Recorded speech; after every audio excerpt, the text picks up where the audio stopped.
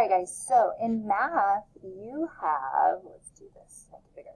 You have been actually drawing the array models, but sometimes you will just be given the array model where you have to tell me the equation and the product that is represented by that picture or that model, okay? So we're going to look at a couple together, and then I'm going to give you a couple where you have to write the equation and the product that go with it.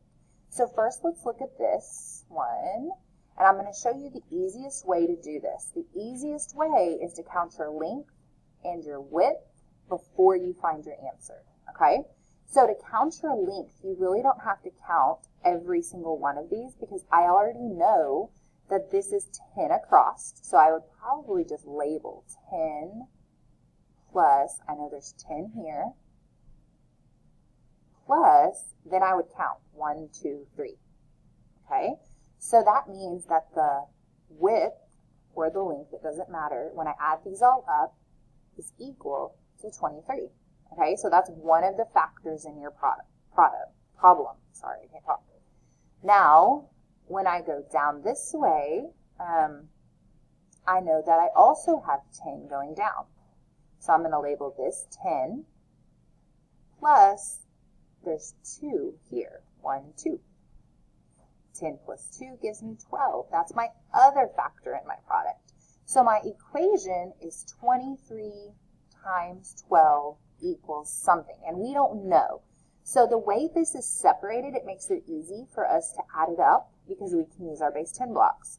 So 100, 200, and then I have 10, 20, 30, and I can come down here and keep counting, 40, 50, 60, 70, all right, so that's 270, and then it's 1, 2, 3, 4, 5, 6, 276. So 23 times 12 is 276, all right?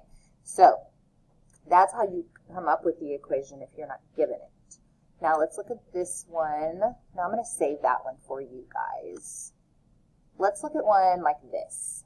All right. See if I can find a harder one though. Yeah, let's do this one.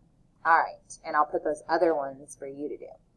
Now, again, these are base 10 blocks. I actually made these and took the picture of them. Now, this is a flat. You know it's a 10 by 10 array. So I'm going to go ahead and label this is 10 and that is 10.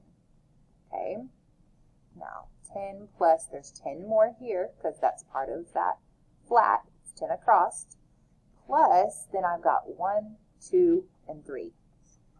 So when I add these up, my first factor is 23.